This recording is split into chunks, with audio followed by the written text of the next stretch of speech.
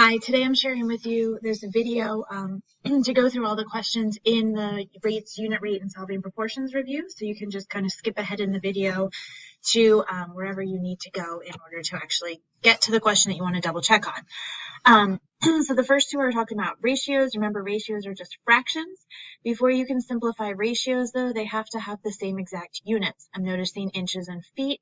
Typically just reduce to the smaller one, which will be inches. So 3 feet would be 36 inches. Units cancel off, and then you are simply reducing the fraction. So when you reduce the fraction here, you can reduce them both by 3, divide by 3. So you get 7/12. And you would leave that as a fraction as your final answer. On the class kick, you're going to notice you would type it in as 7/12 because that's how I can have the computer check it for you. In number 2, we have 15 minutes compared to 30 minutes. Units are already the same, so they cancel out. I always treat ratios like fractions so that I can remember to reduce them. And when I reduce, I get 1/2. Rewrite it back into the way that it was, which was with a colon. So 1, 2, 2 would be your final answer here. In number 3, you're talking about unit rates. So number 3, we have miles, we have hours. So we're going to do 115 miles in 10 hours. So if we do 115 divided by 10, then you're going to end up with 11.5 miles per hour. And make sure you need labels on rates. In this next one, 28 miles, 4 gallons were used. So we're doing miles per gallon. So we have 28 miles is 4 gallons.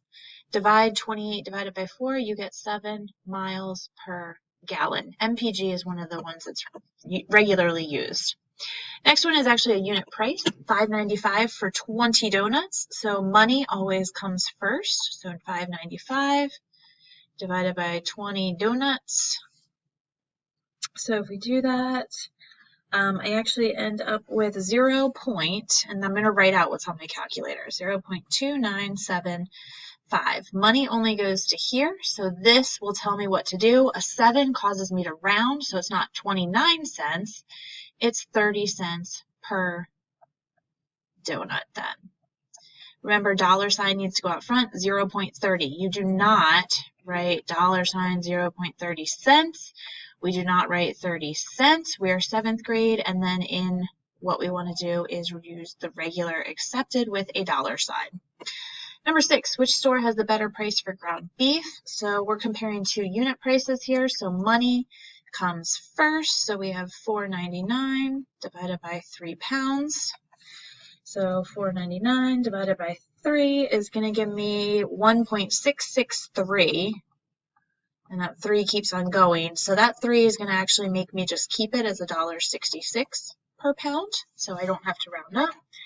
Redner's has $8.77 for 6 pounds. So that's going to give me on my calculator, I see 1.461, and then there's other stuff, but I'm only concerned about this one. So that's going to be $1.46 per pound. So it looks like here, Redner's is cheaper.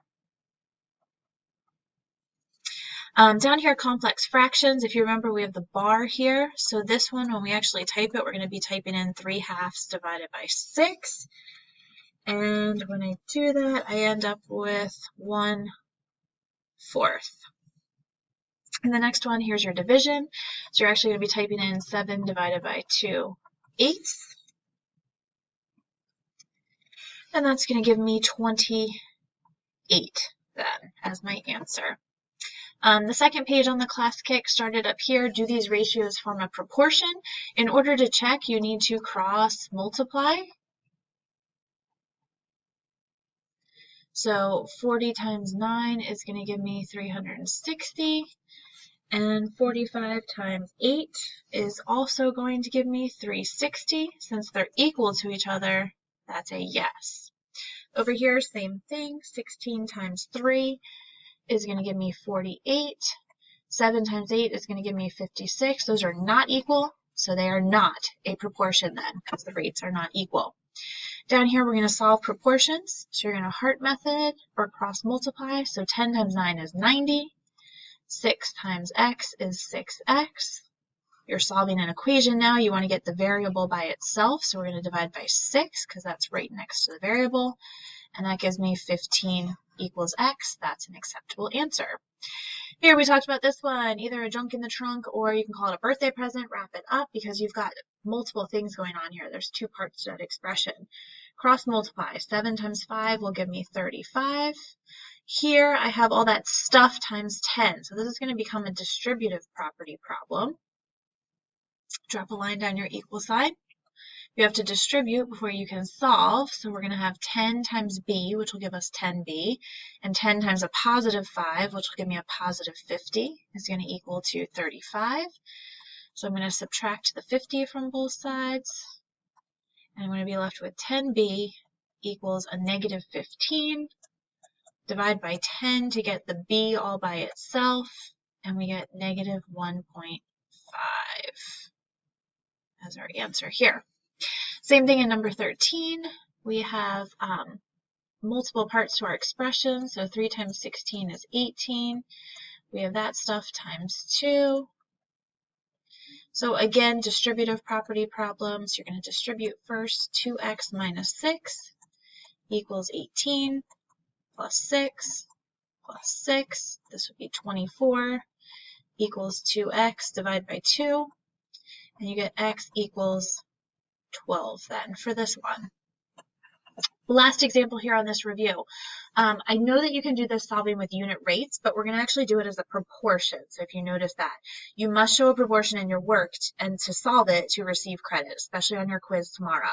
So apples cost $2.40 for 3 pounds. We want to know how many pounds can we buy for 12 bucks. So the 2 pieces of information here are going to set up the first side of our proportion. So we're going to do $2.40 for 3 pounds. Label is dollars on top, pounds on the bottom. So over here, dollars on top, pounds on the bottom. Always, always put those labels in first. Go back to the problem. We have one more number. It's 12. It goes with the dollar sign. So $12 on top. And we want to know how many X pounds that would be. This step right here is your first step in order to receive credit. So you got to start there with the proportion. Then you need to show me the work. Cross multiply. So you get 2.40x. 3 times 12 is going to be 36. You want to divide by the 2.40 because it's stuck to the x, and you're trying to get the x alone. So x is going to be equal to 36 divided by 240 is going to be 15. You need a label, so go back up into your problem. See x right here, x pounds, so x is 15, and your label is pounds. And that would be your final answer. So that's it for the review. If you have any questions this afternoon, Mrs. Opelt is going to be in my Google Meet office hours for the entire asynchronous afternoon. So any questions or issues that you have, stop by on the office hours and she can explain it to you then. Thank you. See you guys later. Bye.